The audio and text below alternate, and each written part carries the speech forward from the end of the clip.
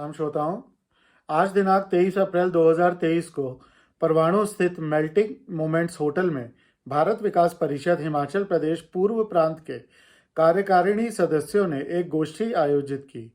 इसके मुख्य अतिथि डॉक्टर हरमेल धीमान जी थे। मुख्य अतिथि के कार्यक्रम में पहुंचने के पश्चात भारतीय परंपरा अनुसार दीप प्रज्वलित किया गया।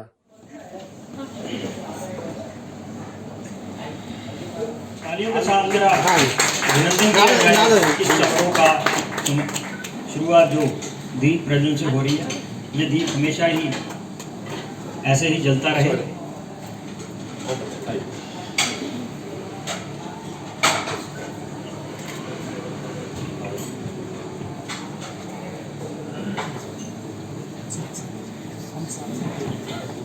इकट्ठे कर लीजिए। हाँ, ये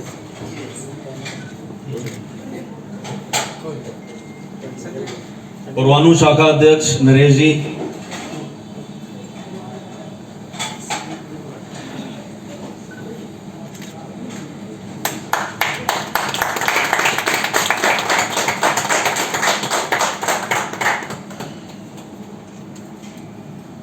कार्यक्रम का शुभारंभ वंदे मातरम गान से हुआ।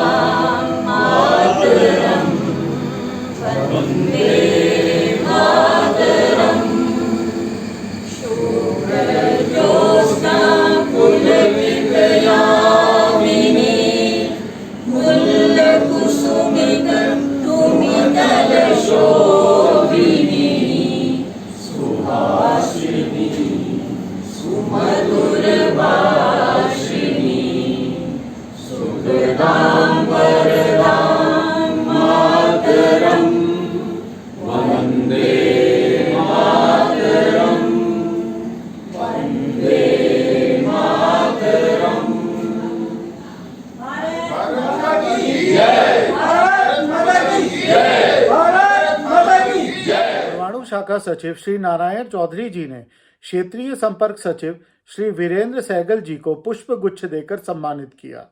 तदनंतर प्रांतीय अध्यक्ष श्री रामचरण सक्सेना जी, महासचिव श्री अशोक टंडन जी एवं कोषाध्यक्ष श्री संजय चौहान जी को क्षेत्रीय संपर्क सचिव श्रीमान वीरेंद्र सहगल जी द्वारा शपथ ग्रहण करवाई गई। भारत विकास परिषद प्रांतीय अध्यक्ष, जनरल सेक्रेटरी और कोषाध्यक्ष के रूप में पदभार ग्रहण करने में गर्व का अनुभव कर रहा हूँ। मुझे परिषद के विचारों, लक्ष्यों और मूल्यों दृढ़ विश्वास है। मैं परिषद के नियमों और निर्देशों के प्रति पूरी निष्ठा, समर्पण और अनुशासन के साथ काम करूँगा। उत्तरदायित्वों का निर्वाह ऐसे ढंग से करूँगा जिससे संस्था की प्रतिष्ठा और बढ़े। मैं कभी भी ऐसा कार्य नहीं करूँगा जिससे उसकी गरिमा और भारत और सम्मान को ठेस पहुँचे। भारत माता की। मंच का संचालन प्रांतीय महासचिव श्री अशोक टंडन जी के द्वारा किया गया। डॉक्टर धीमान जी जो हमारी प्रांत बैठक में मौजूद है, हम लोगों के बीच में हैं। डॉक्टर धीमान जी का मैं परिचय करा रहा हूँ। ये परमाणु से ही हैं। हमारे क्षेत्र संपर्क अधिकारी सचिव स्थान पर श्री वीरेंद्र सहगल जी, जो आप लोगों के सामने जाना पहचाना चेहरा है। हमारे प्रांत के अध्यक्ष RS सक्सेना जी, जो परमाणु से ही हैं। हमारे प्रांत के कोषाध्यक्ष संजय जी जो काफ़ी आप लोगों से मिलजुल चुके हैं। संस्कार विभाग के प्रांतीय उपाध्यक्ष श्री रवि उप्पल जी ने सभा को संबोधित किया। मंच पर आसीन सभी वरिष्ठ पदाधिकारी, विभिन्न शाखाओं से उपस्थित पदाधिकारी व सदस्यगण, प्रातः नमन। मुझे ऐसा निर्देश हुआ है कि मुझे उपाध्यक्ष संस्कार का दायित्व निभाना है। तो संस्कार के विषय में 2 शब्द कहना चाहता हूँ। आप देख रहे हैं कि हमारे भारत विकास परिषद के 5 प्रमुख स्तंभ हैं: संपर्क, सहयोग, संस्कार, सेवा और समर्पण। और आप देख रहे हैं कि इनके मध्य में उपस्थित है संस्कार। तो संस्कार वो स्थिति है जो सभी कार्यकलापों का निर्देशन करता है, आगे बढ़ाने की प्रेरणा देती है। संस्कार उत्पन्न कैसे होता है?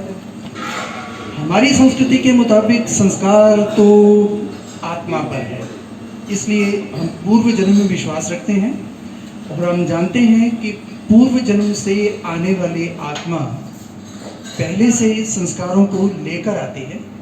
उसी के अनुसार विभिन्न विषयों में, अच्छे और बुरे में, आत्मा की आसक्ति के कारण ही बालक बालिका की रुचि पैदा होती है। उसके बाद उसको संस्कारों में आगे बढ़ाने के लिए, पुष्ट करने के लिए या परिस्थिति जनित कोई कारणों से उसको बिगाड़ने में परिस्थितियां प्रभावी होती हैं या माता पिता, गुरुजनों और आसपास के समाज की परिस्थितियां, समाज का साथ, वो उनको ढालती हैं। तो संस्कार परोक्ष रूप में अचेतन या अवचेतन मन पर ऐसी एक छाप छोड़ता है जो सभी कार्यों के लिए, सभी रुचियों में मन को बढ़ाता है, सभी कार्यों को निर्देश देता है। तो इसी वजह से संपर्क, सहयोग, सेवा, समर्पण, इन सभी के मध्य बिंदु पर स्थित है संस्कार। हमारे भारत विकास परिषद के 3 मुख्य प्रकार जो वार्षिक कार्यक्रमों के रूप में सभी शाखाएं मनाती हैं, वो है भारत को जानो प्रतियोगिता, समूह गान प्रतियोगिता और गुरुवंदन छात्र अभिनंदन प्रतियोगिता। हम सम्मान करते हैं, गुरुवंदन छात्र अभिनंदन कार्यक्रम मनाते हैं। इसके अतिरिक्त बलिदान दिवस या विभिन्न आयु वर्ग के लोगों के लिए संस्कार शिविर का आयोजन, ये कार्यक्रम आयोजित करने का मुख्य उद्देश्य यही है कि समाज में किन्हीं भी परिस्थितियों से, विदेशी आक्रमणकारियों के कारण या स्थितियां बदलती, बिगड़ती या पूर्व जन्मों के बल के बावजूद भी जैसे जैसी परिस्थितियों में पैदा होता है बच्चा, उसके कारणों से जो भी परिस्थितियां बनती हैं, उनको अच्छे संस्कारों की तरफ, अच्छे कार्यों की तरफ प्रेरित किया जा सके। इसलिए समाज का अपना दायित्व है कि उनको सुसंस्कारों की तरफ प्रेरित करें। ये सभी कार्यक्रमों का उद्देश्य, भारत को जानो का उद्देश्य, अपने संस्कृति को जानना, अपने इतिहास को जानना, उसके प्रति गर्व अनुभव करना। अगर ऐसा नहीं होगा तो हम देश या समाज के प्रति गर्व अनुभव नहीं करेंगे, आगे नहीं बढ़ पाएंगे। तो वो करने के लिए ही हम अधिक से अधिक संख्या में बालक बालिकाओं के बीच में पहुंच सके, उनके परिवारों तक पहुंच सके और उनमें ये संस्कार पैदा कर सके, ऐसा प्रयास रहता है। दूसरा, समूह गान प्रतियोगिता में भी हम अपनी प्राचीन धरोहर संस्कृत भाषा और हिंदी भाषा, जो आज की बोलचाल की भाषा है, इन दोनों में सम्मिलित रूप से समूह गान का आयोजन करते हैं, जो दोनों भाषाओं में करना अनिवार्य रहता है, ताकि संस्कृत के प्रति अगर हमारा ज्ञान उतना नहीं है तो कम से कम प्रेम तो बना रहे। आज की परिस्थितियों के मुताबिक हम संस्कृत की तरफ जितने विदेशी लोग बढ़ रहे हैं उतना हम नहीं बढ़ रहे हैं। तो अगर वो गर्व अनुभव करें, अगर वो प्रेम अनुभव करें, तो शायद उसकी तरफ हम प्रेरणा पा सकें। इसके लिए समूह गान एक अच्छा स्थान रखता है समाज में, ये प्रेरणा प्रदान करने के लिए। गुरुवंदन छात्र अभिनंदन भी एक ऐसा कार्यक्रम है जिसमें पुरातन गुरु परंपरा, गुरुकुल की परंपरा को हम समझ सकें, उसके प्रति प्रेम भाव रखें और ऐसा करने से हम गुरुओं के प्रति आदर और सत्कार की भावना रखेंगे, उनके प्रति समर्पित होंगे। अगर हम समर्पित नहीं होंगे तो गुरु से भी हमें जो ज्ञान प्राप्त करना है उसमें हमें ही कमी का सामना करना होगा। गुरु समर्पण भाव से या गुरु पात्र ना पाते हुए अपना पूरा ज्ञान वैसा आगे नहीं दे पाएंगे। तो इन सभी ध्येयों को ध्यान में रखते हुए हमें इन आयोजनों में आगे बढ़ना है। सेवा वर्ग के प्रांतीय उपाध्यक्ष श्री दीप कुमार आर्या जी का वक्तव्य श्रवणीय है। वीरेंद्र सागर जी हिमाचल प्रदेश पूर्व प्रांत के जो पूर्व अध्यक्ष रहे हैं, उनको बधाई देता हूँ कि उत्तर क्षेत्र के सचिव बने हैं। उत्तर क्षेत्र जो है एक 7 प्रांत, भारत विकास परिषद की दृष्टि से जो 7 प्रांत है, जिसमें 2 प्रांत हिमाचल के, हिमाचल पूर्व, हिमाचल पश्चिम, पंजाब के 2 हैं और एक जम्मू कश्मीर। बड़ी जल्दी से शायद उसका कश्मीर का अलग हो जाए, लेह लद्दाख में भी एक प्रांत की कोशिश हो रही थी, तो इसके लिए बधाई देता हूँ। मेरा जो विषय उस सेवा का विषय है, जो प्रमुख है संपर्क सेवा, संस्कार सेवा और समर्पण में सेवा भी एक परिकल्प है। सेवा में जो परिकल्प आता है उसमें पहला जो आता है वो विकलांग सहायता एवं पुनर्वास केंद्र। पूरे देश में भारत विकास परिषद जो है वो 13 जो है विकलांग केंद्र चलाता है और प्रति वर्ष 40,000 के करीब कृत्रिम अंग जो है उन विकलांगों को दिए जाते हैं। उसके साथ उन विकलांग जो व्यक्ति हैं उनको सरकारी सहायता जैसे रियायती पास देना है और दूसरी सुविधाएं जो है वो भी प्रदान की जाती है। इसमें से जो हमारे 2 विकलांग केंद्र हैं, एक दिल्ली और लुधियाना, इन दोनों विकलांग केंद्र को राष्ट्रपति से सम्मान मिला है। उसके बाद जो दूसरा सेवा का परिकल्प है उसमें आता है वनवासी कल्याण योजना। हमारे देश में 8 करोड़ के करीब वनवासी लोग रहते हैं उत्तर पूर्व क्षेत्र में। उन लोगों का पुनर्वास करना, उन लोगों को स्वावलंबी बनाना, उन लोगों की सहायता करना, जैसे उनको छात्रावास या शिक्षा में जो भी उनको समस्या आ रही है कहीं भी जहाँ भी, तो उसमें भी उनका सहयोग करना, ये खासकर उत्तर पूर्व क्षेत्र, उत्तर भारत जो है उसमें चलता है। इसके बाद आता है ग्राम बस्ती योजना। भारत विकास परिषद ने ये परिकल्प पहले से ही था कि कोई भी शाखा, कोई भी प्रांत जो है किसी गांव को अडॉप्ट करेगी, उस गांव में जितनी भी सुविधाएं होंगी, चाहे उसमें नालियाँ बनानी है, शौचालय बनाने, और जितनी भी उसमें जो भी स्ट्रीट लाइट है, जो कुछ भी है, वो भारत विकास परिषद करती है। इसमें जो एक हमारे सहयोगी है शिव जिंदल जी कनाडा से, वो उसमें सहयोग करते हैं भारत विकास परिषद का। और इसमें भी एक हरियाणा का एक गाँव है जिसको कि राष्ट्रपति द्वारा सम्मानित किया गया। प्रांतीय महिला प्रमुख श्रीमती सत्यम शर्मा जी ने अपने उद्गार व्यक्त किए। वैसे तो हर क्षेत्र में महिलाओं का योगदान हर क्षेत्र में रहता है, लेकिन परिषद में जो हमारा योगदान है वो भी हर केंद्र बिंदु पर, जो भी हमारे ये 4 केंद्र हैं, इनमें हर तरह से रहता है। लेकिन कुल मिला के जो हमारा अपना जो हमारी जो ये चलती है इसमें कि हमने अपने स्तर पे क्या करना है महिलाओं के स्तर पे, तो हमारा सबसे पहले तो मैं ये बात बोलना चाहूँगी, क्योंकि मैं बाद में भूलना चाहूँ कि महिलाओं की यहाँ उपस्थिति मुझे नज़र नहीं आ रही। हर शाखा से एक महिला प्रमुख होनी चाहिए, और जब तक महिला आगे नहीं आएगी शाखा मेरे को नहीं लगता मजबूत होगी। महिलाओं का होना बहुत ज़रूरी है, और मैं सभी शाखा के अध्यक्षों से विनम्र निवेदन करूंगी कि अपने शाखा में महिला प्रमुख बनाएं, महिलाओं को जोड़ें, ताकि समाज में जो हमारे बहुत सी कमियां होती हैं वो हमारी महिलाएं पूरा कर सकती हैं। इसी संदर्भ में मैं ये कहना चाहूँगी कि महिलाओं का जो मेन हमारा काम है वो है, सबसे पहले तो है कि महिलाओं को स्वावलंबी बनाना। वो आप चाहे कोई किसी तरह का, जैसे कंप्यूटर सीखना है, कुकिंग सीखना है, ब्यूटिशियन का प्रोफेशन है, या किसी और उसमें जैसे कोई मेहंदी लगाना, कुकिंग, ये सारी चीज़ें, जिससे जो महिलाओं का जो हमारा समाज में स्तर बहुत ऐसा जाता है कि भाई कुछ कर नहीं सकती बेचारी है, किसी के घर में किसी तरह की प्रॉब्लम होती है, तो ये सारी चीज़ों से वो थोड़ा सा अपना जो है आमदनी के साथ साथ हमारे समाज के लिए भी वो बहुत अच्छा योगदान देगा। और इसके अलावा महिलाओं के साथ हमारा बाल विकास का भी चलता है, जिसमें हम बच्चों को, जैसे अभी बच्चों की छुट्टियां चलती है, तो बच्चों को हम जैसे नैतिक शिक्षा, संस्कार, तभी मैं कह रही हूँ कि हमारे सभी केंद्र बिंदुओं पे जो है हम कार्य कर सकती है महिलाएं। तो ये इस तरह के हम कैंप्स लगा सकते हैं। और दूसरा हमारा महिलाओं का है, जो सबसे बड़ा जो हमारा महिलाओं में जो कमी होती है वो होती है स्वास्थ्य, क्योंकि सारा दिन काम करना है, सारा दिन अपने बिजी रहती हैं, तो उनके स्वास्थ्य के लिए जैसे हम छोटे छोटे शिविर लगा सकते हैं और छोटी छोटी उनको जानकारियां दे सकते हैं, और स्वास्थ्य शिविर लगा सकते हैं हम लोग, जैसे एनीमिक है तो उनके लिए हीमोग्लोबिन टेस्ट है, आगे उनका किस किस तरह से हम मेडिसिन है फॉलोअप के लिए बुला सकते हैं, ये सारी चीज़ें कर सकते हैं। इसके अलावा हमारा अगर संस्कार में भी देखा जाए तो हमारा एक बहुत अच्छा कार्यक्रम चलता है, जैसे बेटी पढ़ाओ बेटी बचाओ, और उसमें एक हमने एक पॉइंट और जोड़ा हुआ है कि बेटी बचाओ।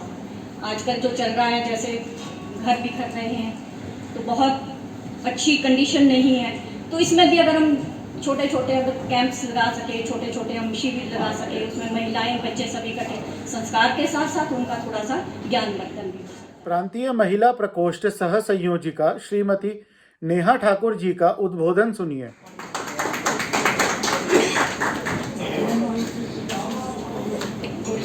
भारत माता की जय, भारत माता की जय, भारत माता की जय। पहले मैं सभी को नमस्कार करती हूँ। भारत विकास परिषद के जितने भी हमारे यहाँ पे वरिष्ठ पदाधिकारी हैं और जितने भी सदस्य यहाँ बैठे हैं, उनको मेरा सादर प्रणाम है।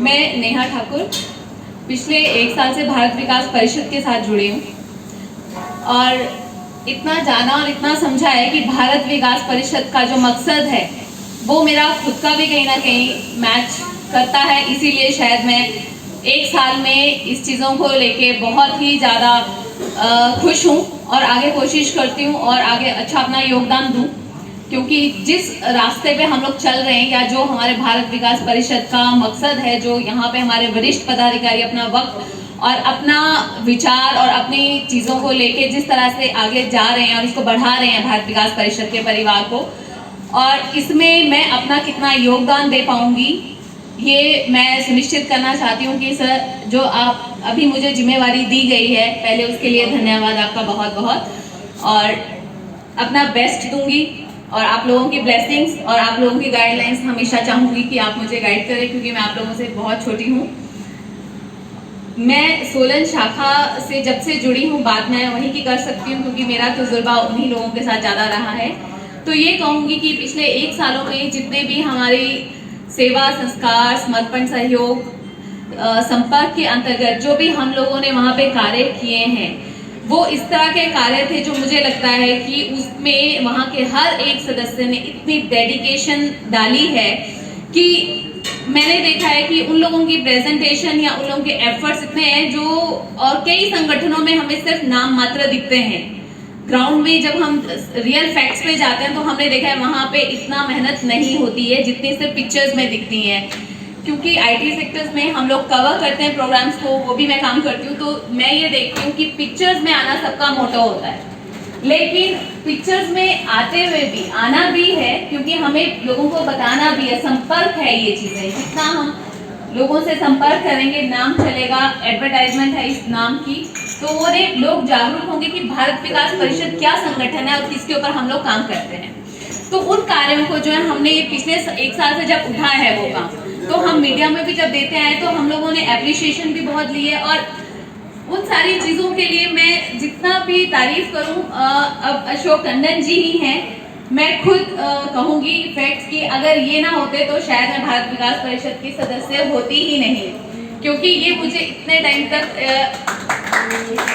Thank you so much sir, इतने टाइम तक ये मुझे कॉन्टिन्यूसली अप्रोच करते रहे, वो इनका दिखाता है कि ये कितने डेडिकेटेड है, क्योंकि जितना मैं अवॉइड करती थी ये उतना ही ज़्यादा मुझे पकड़ लेते थे हर जगह। और मैंने इन्हें देखा है कि ये एक ऐसे इंसान हैं जिन्होंने अपना पैसा भी लगाते हैं, वो ठीक है, अपने मेहनत भी लगाते हैं, टाइम भी लगाते हैं।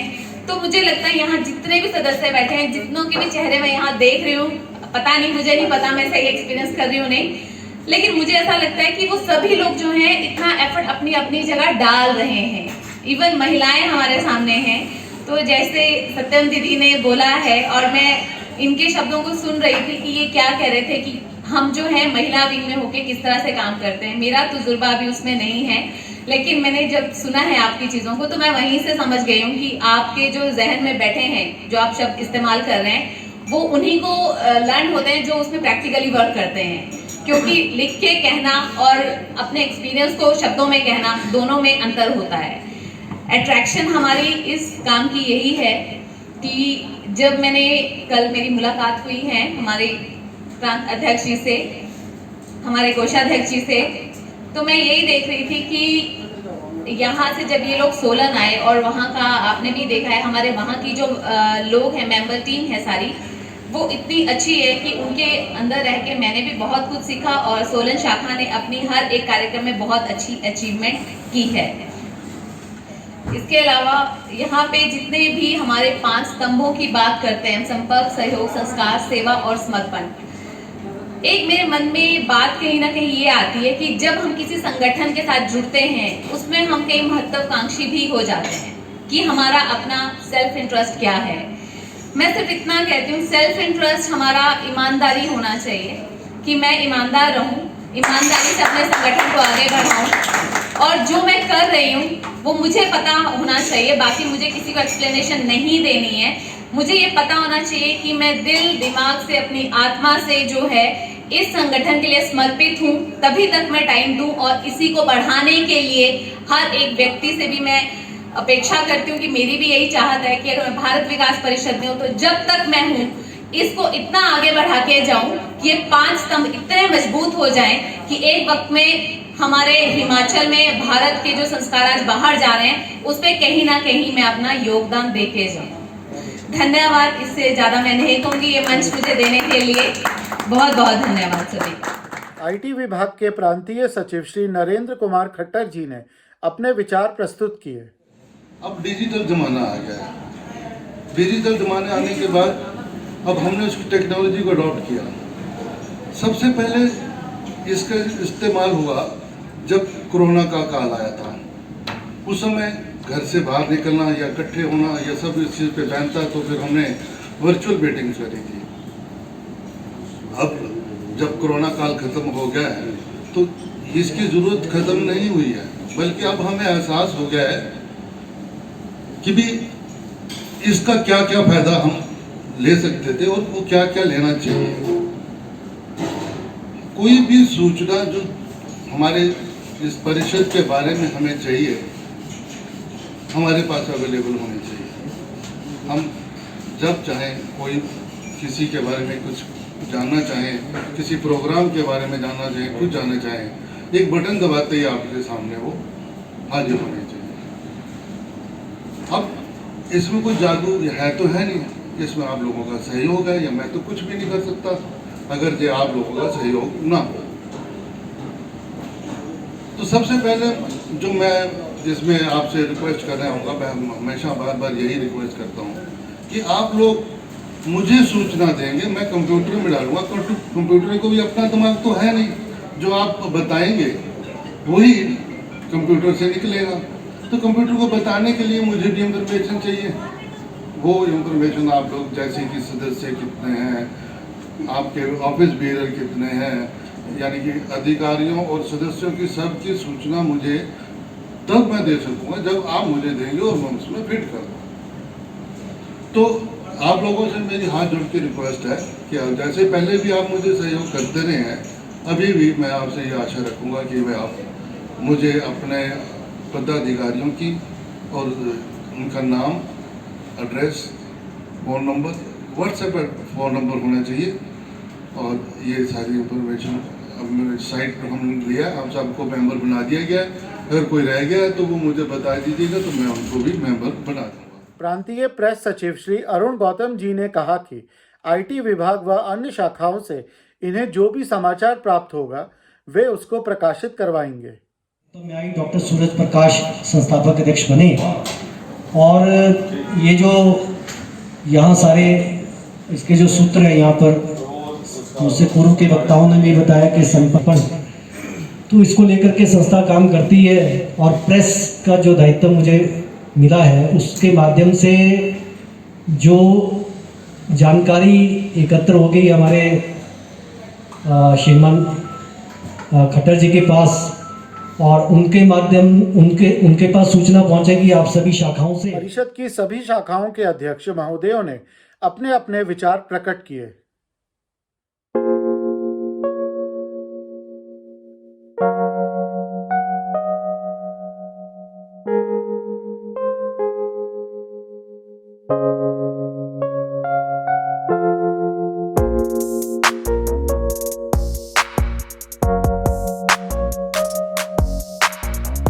आज संजय जामवाल जी तथा रामकृष्ण जी ने इस परिषद की सदस्यता ली।